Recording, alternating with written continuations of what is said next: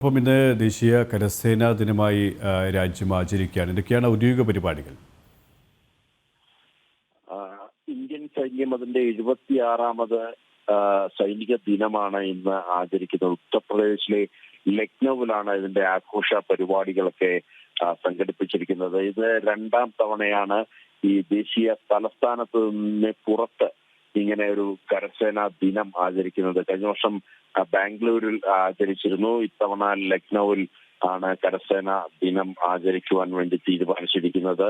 അവിടെ കൂടുതൽ പരേഡ് അടക്കമുള്ള പരിപാടികൾ സംഘടിപ്പിച്ചിട്ടുണ്ട്. മാത്രമല്ല കരസേനാ മേധാവി അടക്കമുള്ള ഉന്നത ഉദ്യോഗസ്ഥരും അവിടെ എത്തുമെന്നുള്ള വിവരങ്ങൾ ലഭ്യമാകുന്നുണ്ട്. ഇന്നത്തെ ഈ ഒരു കരസേനാ ദിനത്തിന്റെ ഒരു പ്രത്യേകത, ഇത് നടക്കുന്ന പരേഡ് മറ്റും ആർട്ടിഫിഷ്യൽ ഇന്റലിജൻസിന്റെ സഹായത്തോടു കൂടിയായിരിക്കും ആർമി നിരീക്ഷിക്കുന്നത്.